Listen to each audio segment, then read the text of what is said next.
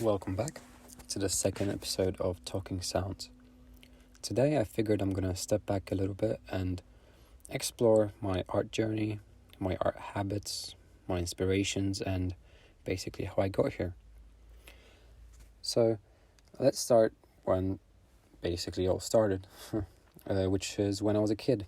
I used to pick up animal encyclopedias and I had a little notebook and I would just draw my favorite animals from the encyclopedia. The most memorable one was probably a snake. I always liked snakes. That was my animal of choice as a kid. My parents disapproved, obviously. But hey, they're so wiggly and I don't know, just cool looking. I love their teeth and their tongues and a little bit aggressive and a little bit mysterious. That's pretty cool. So yeah, anyways, I loved drawing animals from the encyclopedia, and yeah, I drew this little snake, its head, its neck region, and I remember giving it a red eye for aggression, I guess. Yeah, I used to love to draw. Then going into school, I always carried a notebook around. On class, I would just do the tasks that the teacher told us to do, and I would just sit there for 5 minutes in the open window where everyone is still doing the task or whatever, and I would just do some doodles. It was all kinds of stuff, like weird fish with legs, or for some reason, even though I'm not such a Star Wars fan, I drew C-3PO. No, sorry. There you go, I'm not a Star Wars fan, as you can tell. It was R2-D2 in like a disco hall, which was very strange, but I remember showing it to people and they were just like, whoa, it's kind of cool, but it's kind of weird. I don't get it. Or like a frog with a t-shirt that said not a frog. That kind of stuff. I didn't have much skill, but obviously I was a kid. I was still learning. But I had some weird ideas, and people did tell me, well, these are weird ideas. I have no clue where I got the inspiration from. Probably the weird, wacky cartoons, or the encyclopedia, or even like school. But anyways, I kept going to school, obviously, as a good kid. I had no other option, to be fair. Then we moved to England for the second time, because this was happening back in Poland. We moved back to England, and here I discovered that I can have art lessons in GCSEs, and that was amazing, because I would stay every single day after school for like 2 hours, voluntarily, just to learn how to paint, just hang out with the teacher. She would, give me a lot of tips, hints, and that was great. I've met some cool friends there that I still keep contact with, so that's priceless. That's really nice. Well, contact, For me, I'm keeping contact with them. I message them on Instagram. So that's GCSE is when I got into painting.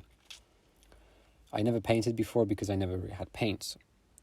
And not gonna lie, the first painting I ever did was very bad. I had no clue what I was doing. I was just dipping the paintbrush in some paint and just slobbing it around. I had no clue about brush strokes or diluting the acrylic in water to produce some different effects.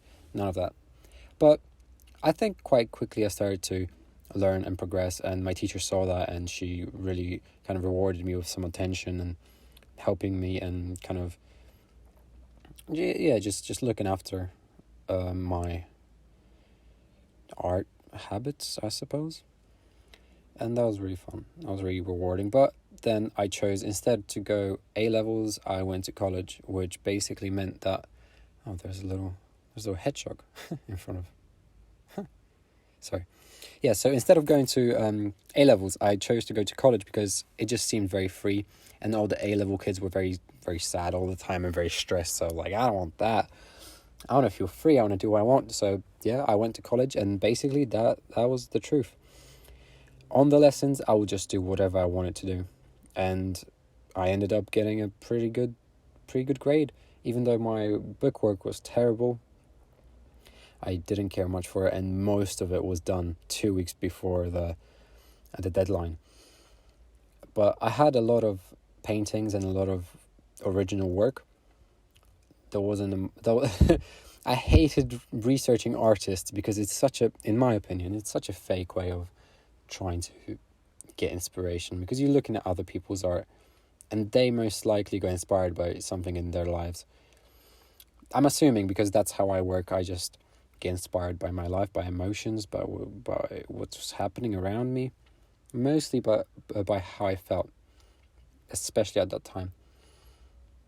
I had quite pretty low times, but also I was very deep thinking, and yeah, that's where when I started to not limit myself in thinking and going deep and philosophical. And a lot of headaches were caused due to that, but I developed creativity, I believe. But anyways, that's where I started to paint on canvases and kind of go into this abstract world, because before I was just copying other artists back in GCSE, because that's the task, and that taught me some techniques that then I could use for myself. And I explored a lot of mixed media. I was doing everything. Like, my final piece for college was so weird. It was basically this plank of wood, 2x4, 2x4, about 1 meter long and 20 centimeters wide, and it just had this crazy texture. The idea was that I'm going to paint over it for around a month, and I would just every day paint a whole new layer on top of the other one, and just keep doing that, and just add some stuff. I ended up finishing the whole thing in a week because I'm impatient, and I finish all my drawings these days in a day. So I guess that goes to show you. But yeah, that was alright. The final piece, yeah. It had crazy texture. It was spiky. It had so much acrylic paint, and I just took like a stick and I was just smushing it around. I remember I took some paper and I lit it on fire. I took some clay and I just put some clay on top of the acrylic. Then I took the acrylic, painted a little bit over it, but the thing is still sticking out. Then I took like a biro pen, wrote something on a piece of paper, and then stuck it to that, like hello or something. Like I was thinking deep and thinking quite sad, but I loved it. And then for the show, I had this corner, and I took a huge piece of cardboard and I created a gate, basically, if you could call it, to this little corner. And it was very, very atmospheric, I feel like. You walk in there, on the left there's this plank of wood. On the right there was like my other piece, which was a mask. It was very scary. It's like a demon. I believe I casted a demon into it or something. Still have it in my house. Maybe not. Maybe I just projected a demon into it. But it was spooky, and it was atmospheric, and I really enjoyed that. So that's college, and then college ended. Obviously, real life, I decided not to go to university because I wanted to pursue my art life, and just instead of going to a place where people are teaching you how to do something creative and self-expressive, which is very counterproductive, I feel like, I decided to go my own way. And that's where I kind of discovered I knew Instagram before that, but that's when I started to think about it a little bit more. I was still skating a lot by that time, so my head was very scattered. I was just exploring. I was just going on dates, going to festivals, just traveling a little bit. Yeah, that was fun, but I had to end someday. But I'm glad I went through that. It definitely gave me a lot of inspiration, a lot of leeway, and just kind of like balanced my head out in a very strange way, because I had so many experiences, and I kind of saw the world for how it could be, or how other people live in it. So that Instagram, it was a strange time, because obviously it's so hard to find a style and find out what you actually want to do as an artist. So I was just exploring. I was doing drawings, I was doing paintings, I was doing I did literally couple sculptures, like nature sculptures, when I took like like a bag of thread, colorful thread, and I would find a tree and I would just put the thread all around it, like in patterns and like a spider web. You can see on my website, by the way, it's in the gallery section if you're interested. It's probably it's on the bits and bobs. So obviously I took all the thread down the next day. I didn't want to do it the same day because it took hours and hours. So the next day I came back and there was a guy that actually said, wow, like, that was really cool, but don't leave it out like that. And he turned out to be like an art student, like an ex-art student as well. He was like 30, 40, I'm guessing, with a dog. He just said that he did the same thing and they had to take all this stuff down. And I was like, yeah, that's pretty cool. That's pretty interesting. It's a weird coincidence. And I did a different one, but don't worry, it doesn't matter. I never went back to that. It's fun. Maybe I'll do some more, but for now I'm good. So I started painting daily for a while. I bought a lot of canvases, a lot of acrylic paint, a lot of paint brushes, and I was just exploring abstract to the brim every single day, going colors, going shapes, going emotions. And that was pretty fun. That was pretty great, but I didn't feel like it was going anywhere. And I wanted to explore more like the illustration side of things, more like the actual design that you're meant to create some kind of illustration or like some kind of or like I said, design that kind of resembles something from the real world, or something that can easier explain to a normal viewer what I'm trying to say, because abstract is quite niche. It's hard to describe what you're feeling. Like, obviously, if you're good at it, you can portray something, but it's all up to interpretation. So I still have that in my work, the abstract part, but I'm definitely not going full abstract again, just because it's a little it's just a little bit wishy-washy, I would say, when it comes to portraying feelings and messages.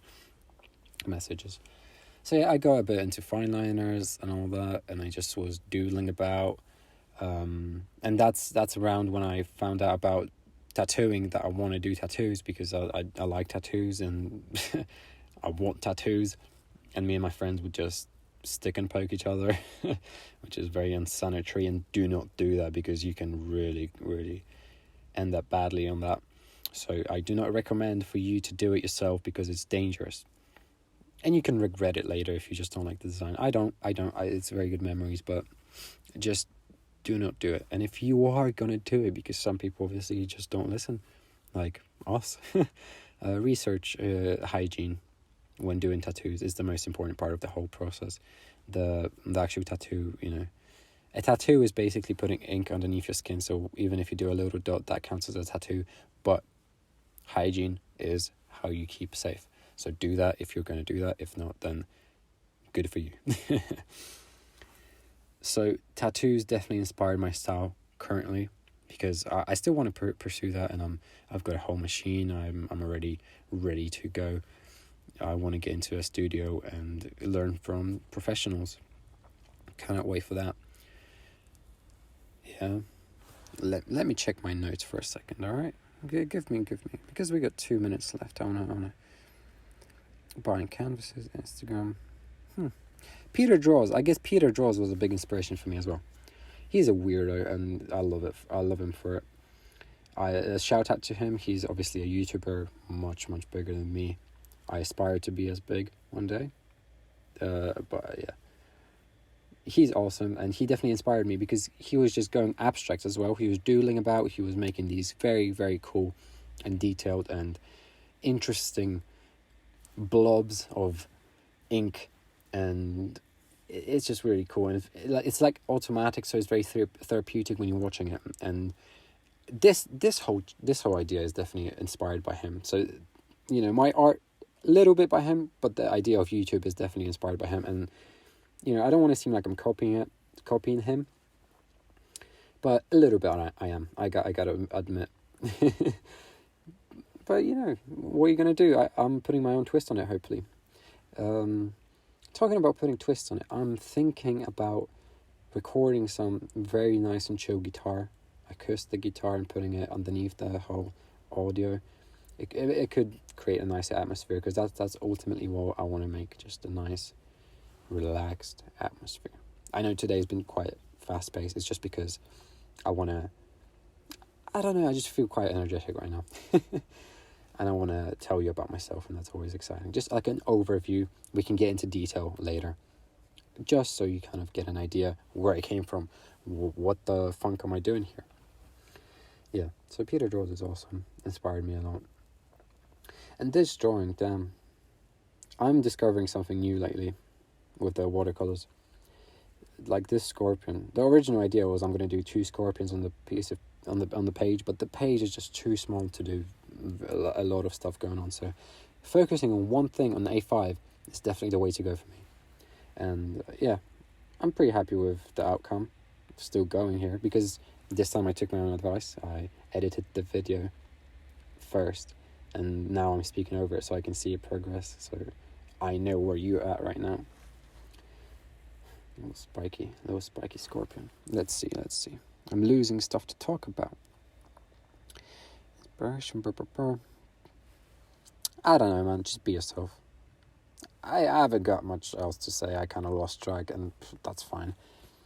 Just be yourself, pursue your dreams, and stay safe. Bye for now. See you tomorrow.